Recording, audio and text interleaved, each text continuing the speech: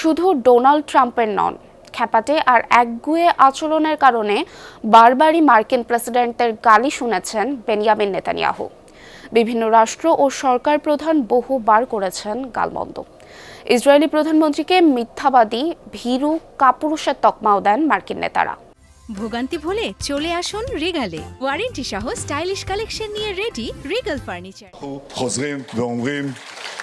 Donald ট্রাম্পের বারবার নিষেধ সত্ত্বেও লেবাননে হামলা অব্যাহত রেখেছেন ইসরায়েলি প্রধানমন্ত্রী বেনিয়ামিন নেতানিয়াহু, যার জের ধরে শান্তি আলোচনা থেকে বেঁকে বসেছে ইরান।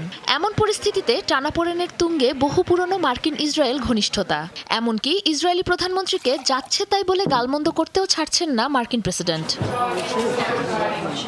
তবে ইতিহাস বলছে এবারই প্রথম নয়। অতীতেও অনেকবারই নেতানিয়াহুর উপর ক্ষুব্ধ হয়ে তাকে গালমন্দ করেছেন মার্কিন প্রেসিডেন্টরা, যার তালিকাও ছোট নয়।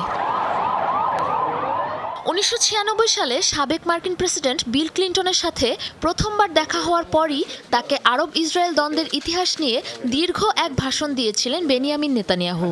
সে সময় সেই বৈঠক থেকে চরম বিরক্ত হয়ে বের হয়ে আসেন ক্লিন্টন। প্রশ্ন তোলেন তার ক্ষমতা নিয়েও। আরেক সাবেক প্রেসিডেন্ট বারাক ওবামার সাথে শুরু থেকেই বিবাদে জড়ান নেতানিয়াহু, যা আরও খারাপের দিকে যায় ইরানের সাথে ওবামার পারমাণবিক চুক্তির আলোচনাকে ঘিরে। নেতানিয়াহুকে মিথ্যাবাদী, ভীরু, কাপুরুষ বলতেও দ্বিধা করতেন না ওবামা এবং তার প্রশাসন।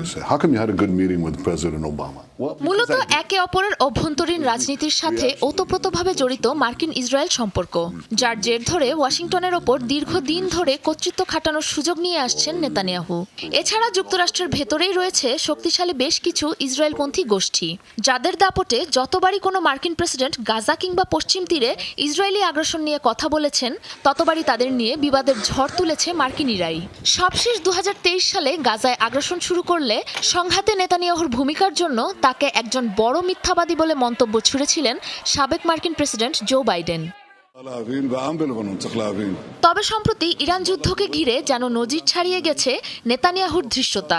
তার ইন্ধনেই স্মরণকালের সবচেয়ে ব্যয়বহুল ও অসম্ভব একটি যুদ্ধের মুখোমুখি হতে হয়েছে ট্রাম্পকে, যার জেরে ট্রাম্পের চক্ষুশুল তো হয়েছেনই, তার একগুঁয়েমি আচরণের কারণে যুক্তরাষ্ট্রের ভেতরেও কমতে শুরু করেছে ইসরায়েলের সমর্থন।